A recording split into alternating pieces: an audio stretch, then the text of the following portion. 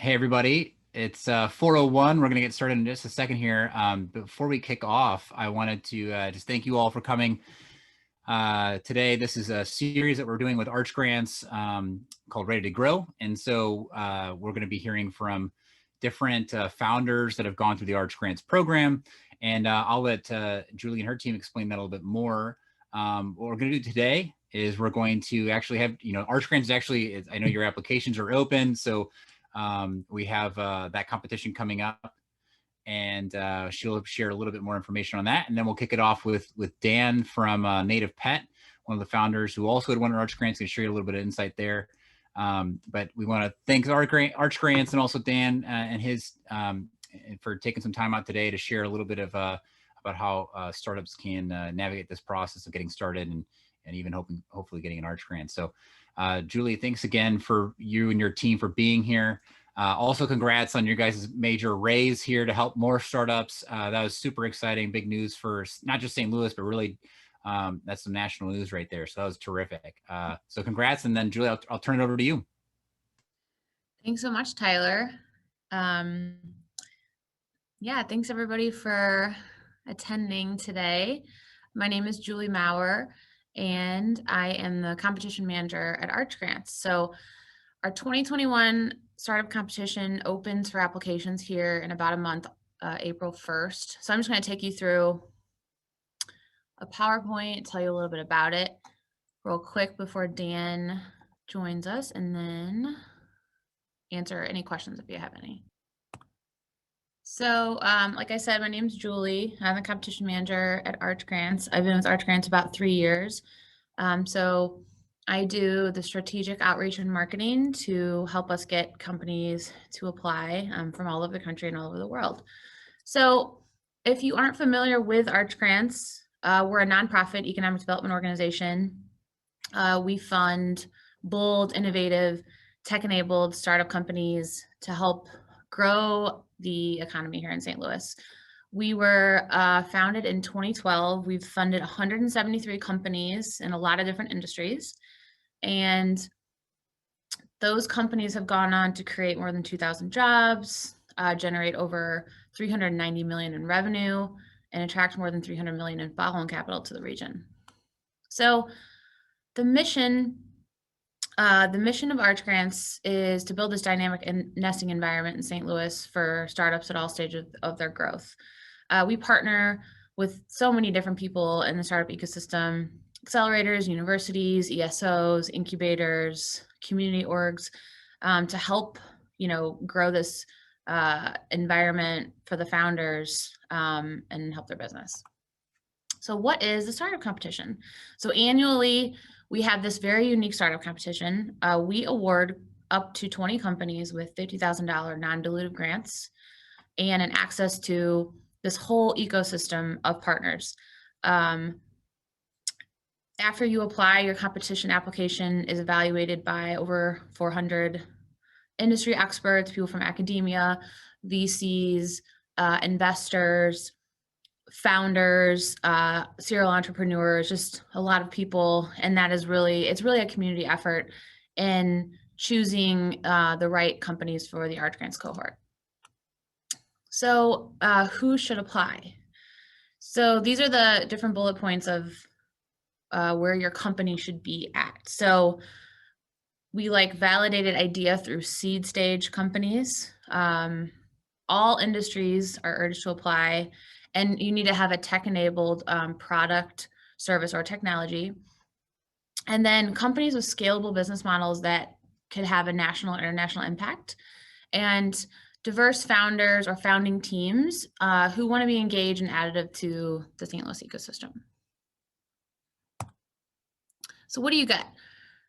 That $50,000 non-dilutive grant, and then access to our network, professional support, business development, fundraising, and talent acquisition.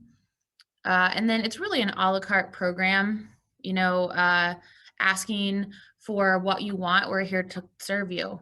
We have an entrepreneur in residence that has extensive sales, fundraising, and product expertise that you have access to at all times. And then we recently announced this past fall our growth grants program. So after you finish your year, your Arch Grants program, your first year, you are eligible to apply for up to $100,000 in additional non-dilutive funding. So what I was just talking about is this growth grants program. So this was really created to support these companies ongoing as they grow here in the region. And like I said, that after that program year, they can apply, and that investment is actually matched. So it's matched by equity investment, convertible debt, or grant funding. So here's a timeline for this year. Applications open April 1st, close April 30th. We have our preliminary judging round in June.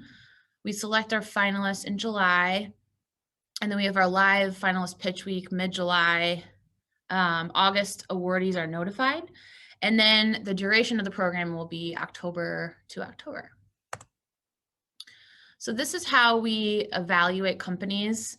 Like I said, unique and innovative product, service, and technology, the potential to create a national, international impact, create jobs, generate revenue, the ability for your team to execute on the next stage of the business, how you will make a contribution back to the St. Louis startup ecosystem, and then really tell us the meaningfulness of the $50,000, the meaningfulness of the support, and what who you want to connect with, and what you plan to do here in St. Louis. So in 2019, we announced that we were going to fund geospatial companies specifically to help create that pipeline of talent that's being built here. As you all know, this geospatial ecosystem that's being built is just blowing up in St. Louis. And so last year, we funded 5 companies in the geospatial space. So what do we define geospatial as? You must use GIS, GPS, or remote sensing technology to qualify. And then we want to always point out one of the program perks. The companies get a free co-working membership to the Geospatial Innovation Center here at T-Rex for that program year. So this year, again, we will be funding geospatial companies. So there's a few requirements to the program. You must locate your business in St. Louis for 1 year. 51% of your founding team, or one founder and 51% of the team, need to live in St. Louis for the year. And then at least one of those founders needs to be full-time on the business. So there's many ways you can get involved with Arch Grants. If you're interested, you can always visit our website. We have a form there that allows you to pick which way you want to get involved and connect you with that person on the team. So all of these folks that help us, it's pro bono services, right? So if you have something that you would want to connect with a startup on, we have an angel vendor partnership, and then judging. So if you have an industry expertise and you would like to help evaluate these companies and help us select them, then we have volunteer judges that help us out. Dan is one of our most recent awardees. He was awarded this past year in 2020. And I will let him take it away. Hey everybody, great to be here. I can't believe that we were doing this like probably exact same webinar and bothering Julie like over a year ago now, which is crazy. In a lot of ways, this year went by really quickly, and in other ways went by super slow. So it's safe to say that it's a massive honor to be here, just sharing my experience with this cohort, and can say unequivocally that we've just had a fantastic experience with the Arch Grants team, despite some challenging times for building community. So it's been great. So I don't have like a big agenda. So what I thought we'd do is I can share a little bit about me and Native Pet just really quick, and then share why I think like I'm up here, and give you guys some guidance on the application process. We have obviously we're doing Arch Grants. We've applied for a number of other accelerator programs and participated in others. So like I can give some just like high level guidance on like what I think works and doesn't work, and I think we've done a lot of both of those things. And then lastly, I have our pitch deck. So what I thought I'd do is I could flip through the pitch deck and kind of share some tactics that we've used when pitching, particularly for arch grants, and let everybody ask questions. So by all means, like put questions in the chat for now, or just speak up, and I'm happy to just answer anything. And then at the end, we can just open it up for everybody to come in and ask anything on their mind, or anything that I can answer in terms of like the process, your deck, your application, or anything that my experience might be relevant to help you guys with. So I'm Dan Schaefer, grew up in St. Louis, actually moved to St. Louis, back to St. Louis for the first time since I was in high school this past summer, which is awesome. And so I've been building Native Pet with a close friend of mine from St. Louis named Pat Barron, who's my co-founder and one of my best friends, and we've had a blast working on this business together. We are both ex-bankers and ex-consultants, and so I've spent a lot of time in the corporate world.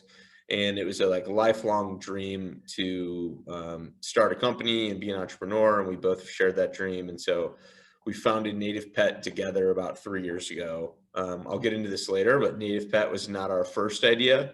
It was one of many, many, many. It was just our only good idea. And so we've taken this idea around pet nutrition and, building highly functional pet supplements that are very clean label, and very tasty for your dog, and we've really run with it. And so we started the business 3 years ago. As Alfred said, we bootlegged for a decent amount of time, just Pat and I, as we developed products, got product market fit, got it out into market, and ultimately started selling. We raised some equity capital from friends and family, and in 2019, and then really started pouring the gas on the business. And then in 2020, we got Arch grants, and we are in the process of closing our first our bridge round, or our bigger round of equity capital. So it's been a wild ride. Why do I think Native Pet asked me to do this? I think it's because we applied and got rejected twice before the third time was the charm. So I've done, in one of those was for a business before Native Pet. Two of those, the first one we got, we didn't make it through, was for Native Pet. And then the third time was the charm. We make it through. So I think I've been through the process now 3 times. I have no shame in saying that. It is an incredibly competitive process. But I think that puts me in a unique position to kind of talk about, I think what are good things to share, and what might be, different ways to position things that will put you in a better spot come application time. So before I get into the deck, I think there are 3 things that I like to keep in mind when doing these type of applications. So Arch grants, or an accelerator, or really any time that you're pitching. The first is your business, and your progress, and what the work that you put in largely speaks for itself. And so it's very easy to get psyched out about the application process or the pitch deck or anything. But I think it's really important that you have faith in your idea, your product, your traction, the work that you've put into the business. And this panel of judges and the Arch Grants Committee is extremely seasoned in picking out, people that are passionate and have done good work and have good traction. And so the number one, in my opinion, the number one thing that you can do for your application is put your business in a great spot to succeed. And if you're doing that already, that is 80% or more of the application. I think the second piece is to work on your clarity and how articulate you are around the business. You only have so many characters, you only have so many words. And I think the trap people fall into is to rely on point one. And then you start the application a day or two before it's due, and you're just rambling. You're just typing, you're rambling, it's stream of consciousness, you're going quick, you proofread it once and you hit submit. What I found is really, really effective is to write out your application without character limits, and just write what you want to get on paper, and then start to cut down. And it really, really, really forces you to be articulate about what matters and gets your business into like really, really concise language that somebody who's totally outside of your world can understand. I think the first few times we applied, we were much more in the former, long applications, long-winded responses, like there was no clear narrative. And I think the more articulate you can be about your business, your progress, your story, and your plan, and the more clearly you can communicate that, the easier it is to digest on the committee side and when they're looking at your business. And then also just like totally outside of application, I found it like incredibly helpful doing these applications and doing that editing process. I'm a person that needs to be edited. Like I need to like get down to what's important. And this process was very helpful. And so I think giving yourself enough time to edit yourself in your application and get into clear, articulate thoughts is really helpful. And then the third piece is before you go on, can I ask one question? yeah, of course. Okay, so I'm pretty generally well articulated, but I have one kind of issue with my business so it deals with a type of practitioner called a prosthetist. Mm-hmm. And the thing is it definitely sounds like prostitute, and there is not really another real like solid word for them. And I don't want to like, anytime I'm talking to somebody about it, always get thrown off on that or have them bring it up every time I talk about it. I don't know. Is there any way? I don't know. I don't know how to really get around that, honestly. Like, do I define it at the beginning? Yeah, listen, that's what I was going to say. Call it out, man. Like it's so you don't think it'd be inappropriate to be like, hey, by the way, like have first slide be like prostitutes equals guy who makes legs. No, exactly. So, I think, everybody's mind is going to go there. So like calling it out and say like, hey, this is what it means. It sounds a lot like something else, but like, that's not what we're saying. And then just, okay. Yeah. Okay. I can definitely work around that and make it like kind of a funny intro part. Particularly in a live pitch, I think that's, easily managed. And if, from there, if you just want to call it, come up with a different word, like that's like related, it's like, so as such, we're going to call it, and then just work. Yeah.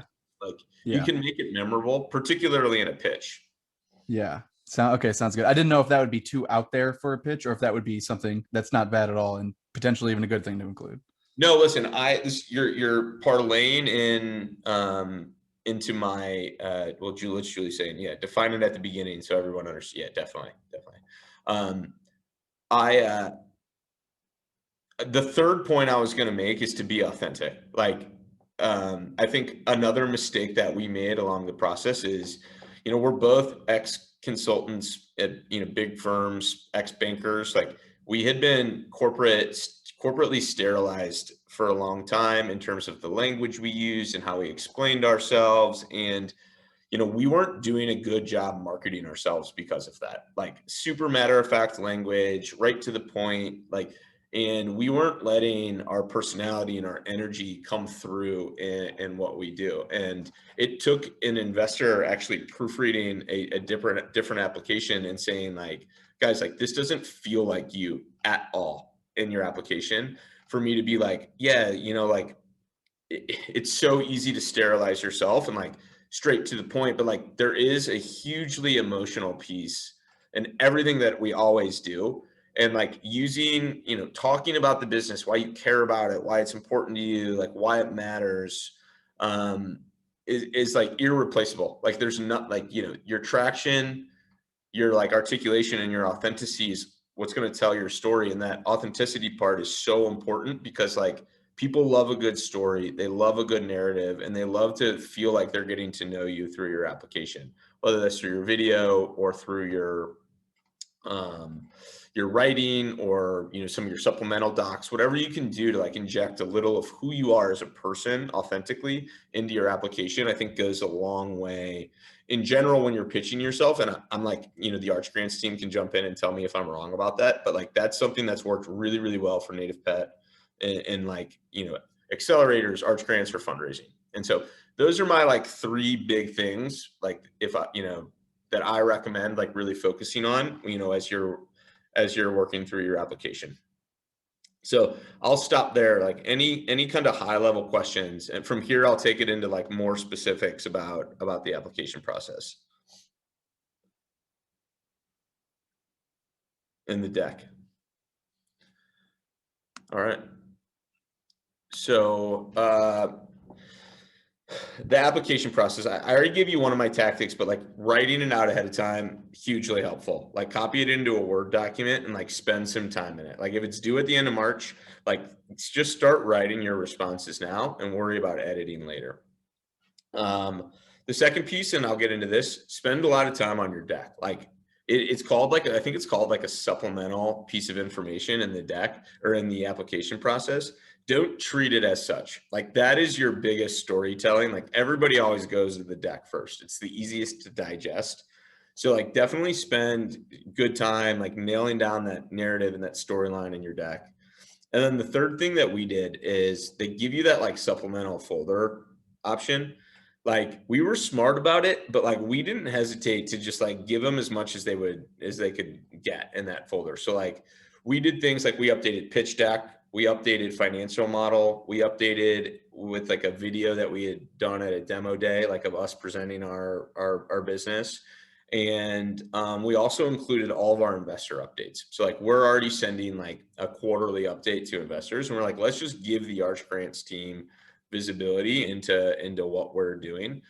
And then, you know, as we made it through the rounds, like a number of people referenced those. So like I knew people had been reading them because when they're considering you, they're like hungry for more information and they're hungry for authentic information. And so those investor updates gave the good, the bad, and the ugly of what was going on and helped tell our story. And so, you know, I think not being afraid to share more and be authentic, even if some of it doesn't tell like the prettiest story, I think like that authenticity around your business and that level of transparency, like just helps with additional context. So that's like in terms of sharing. So from here, I'll go through our deck. All right, so let's get into the deck. So we start here, you know, high level, like who we are, what our ambition is, like what are we doing? Harness the power of clean label ingredients to create effective supplements for your pet so they'll live a happier and healthier life. Like very simple value proposition. You know, a lot of people start like with their story and their backgrounds, but like I always like to get into it. Like, what are you? And there's plenty of time to like tell your personal story down the road. And then, you know, the flow of this deck is going to be different for everybody. So like get to your narrative and like what makes the most sense for you. For us, you know, I think who we are and like what our traction was something that we wanted to do to like validate our like legitimacy as an applicant, particularly because we had already applied before. So we wanted to say like, hey, we've made significant progress in terms of traction and product market fit and in the business. And so we had a really nice growth story and we just wanted to get right into it. And then, you know, product market fit is, I think, like everything. I mean, personally, it's like as a founder and like as talking with investors, like ultimately people just want to see that people want your product and are willing to pay for it. Like anything that you can do to demonstrate that fit is so important. So for us, it was, hey, we have 25,000 unique customers and a 30% repeat rate. So a lot of those customers are coming back and buying again and really helping us drive the business. So from there, we said, okay, we've addressed like who we are as a company, what our traction is, and then, you know, kind of like our product market fit. So then now that we're talking about product market fit, like let's get into some of the macro trends. And so we're in the supplements category. And so we wanted to like give in everybody's first question is like, why, like so competitive, like why this space? And so we are calling out like basically what problem we're solving. So pet parents want more than just kibble today. They're looking for different ways of nutrition and they want to customize and tailor their pet's diet. What are they doing? They're turning to supplements to deliver on that efficacy. And so we're using a few stats here to prove out like why it's a problem. 52% of all pet parents want more treats and toppers with functional ingredients. Very simple. You know, 50% of a big market want something, they're not getting it. And then here, 55% of millennial pet parents are willing to try pet supplements before conventional medication. Okay. And they're willing to try what we're selling before going to a vet. Like two important stats that help back up that there's a problem and an opportunity we're identifying in the market. Okay. So now we're getting into what makes us different and like what our opportunity is here. And so this is, depending on your startup, like this is a really, really big slide. So we're in pet, the pet food in the market, right? Super competitive, super, like there's just a million different people doing it. It's hard to stand out. So like our first question is always like, well, what makes you different than so-and-so? Or so we needed to address like very specifically where we fit in the market and why we were different. And so we put together a series of slides on that. And so we said, we're different because we're highly effective. Or the products in market today are either highly effective or they're clean label. There aren't any brands that are doing both. And so if you want to get an effective product, you deal with all this junk and, all these like highly processed ingredients and fillers. Or if you want a clean label product, you're not getting the efficacy of a supplement. Like it's not actually going to make a health impact on your pet's life. And then we called out who our competitors were. And, a few of these brands are like based in St. Louis. So there may be people who knew them. And so there was some brand awareness here. And then we placed everybody on a 2x2 matrix. And I got made fun of a lot for this slide because it's like super consulting-y, like MBA, like, but it's very effective in saying like, hey, we're going to call out who our competitors are. We're going to put them on a map and then explain to you why we're different than those competitors and why that aligns with that big opportunity in the market. And so we said, we're going to be the first brand in the pet category that's, highly efficacious and clean label in the US pet market. So if you think about this flow, we kind of started by saying like, hey, here's our traction. Here's what we're doing. And like, it's working.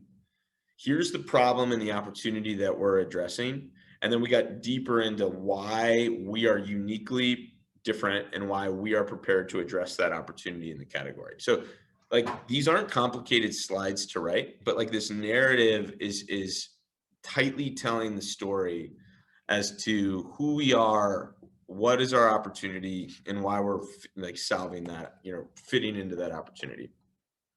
This is just another like product shot to talk about like specifically why our products are different. And we got into just some like branded products lineups. And this is an example of like, don't try to be perfect. We didn't have, like, we were branding all of these products. Like most of these products weren't in market yet. So like the products in the old packaging were the only ones in market, but we wanted to show the Arch Grants team like our bigger vision and like in new packaging. So we actually just had, this isn't even what our packaging looks like, to be honest. Like the brand is right, but the shape is totally wrong. We just had a designer like mock up a family shot, some with old packaging, some with new. And we said, we just want to tell them like, there's more products coming. This is going to be like, we're going to continue to grow, continue to expand the business. Then we added in some video. Like everybody loves videos of dogs. So like if you have some opportunity to like show some cool pictures or like, and tell your story using video, I think it's a great opportunity. Now we're talking about the market opportunity and the market size. I think people get really, really tripped up on this slide. I think it's the biggest trap slide in an investor deck because everybody thinks you just want the number to be as big as possible. Like my total addressable market is $10 billion. Like if you combine this market and this market and this market, and I'm at the intersection of all three. And it's like, okay, like that's not what people want to hear. People want to hear that you have tightly defined what your addressable market is and you're a perfect fit for that market. And so we are an e-commerce focused brand of pet supplements. That's what we are, right? We're a digitally native brand of pet supplements. And so we could easily set our addressable market as the $100 billion pet category in the United States. Or even more specifically, our target market is the $30 billion pet food market in the United States, right? And like all of those would have been very empty feeling to the committee. Like, okay, you're pet food, like you're not going to address the whole market. And so we focus on really drilling into what was our actual addressable market. And we said, okay, this supplements category is really like a $600 million category in the US today, growing quickly. That is like not a massive category, but it's definitely big enough to build a really nice business in St. Louis, right? And so we drilled even tighter than that and said, well, 450 million of that is online. That's a really cool stat, because that's actually opposite of how the rest of the, consumable industry is, where it's 70% in store, 30% online. The pet supplements category is actually flipped. So when we talk about our addressable market, we talked about that $450 million market that sells pet supplements online. That is our target addressable market. As products expand, maybe we can widen it. So I think getting really, really tight on that, that addressable market, and like, what is your actual addressable market, and not being as scared if that number is getting down lower into the, 100 million, 200 million, because there's still a big opportunity. You can expand what your offering is over time once you've served that core addressable market. And so I wouldn't be scared to be really tight and really honest about what you believe the market opportunity is. Then now we started talking about, our story, right? And so Pat and I are lifelong friends.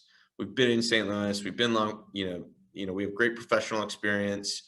And we told our story, and it was, I think an opportunity to like inject a little bit of personality, a little bit of your personal narrative into the application.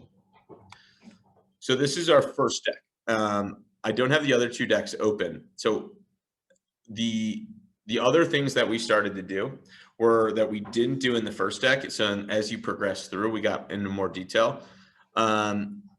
We started telling the story about why Arch Grants and why St. Louis. And I think that was like a mistake to not have in our first deck, because we spent a lot of time talking about that in later decks. And for us, it was really, really important. Like, we had both been out of St. Louis for 15, me for 15 years, Pat for not quite as long, but a long time. And we didn't have this like professional network in St. Louis at all. And we didn't really know anybody in the business community, to be honest. So, Arch Grants was really important to us for a variety of reasons, but, mostly just like helping us like re-ingratiate into the community and build our professional network as a business here. It's been like a great opportunity for us. And then also, like, we talked about this, like, it was a stamp of validation for us. It was like the third time we applied. I think some people in our family like thought we were crazy. We were selling pet supplements on the internet. Like, getting Arch Grants like really like validated us in our personal networks and in our community. And then also, like, we doing entrepreneurship is hard, and it's been awesome moving home to start the company. And so, we got really into why Arch Grants, why St. Louis. We talked a lot more about like what our plan was for hiring and how many jobs we wanted to create in St. Louis, et cetera, et cetera. So I would work all that into your first deck. If you make it through, you'll have a lot of opportunity to talk about it. But I think that was a mistake, and we talked about it in our application. That was a mistake on our part, not including more of that upfront in our pitch deck, to tell the story about, why Arch Grants and why St. Louis.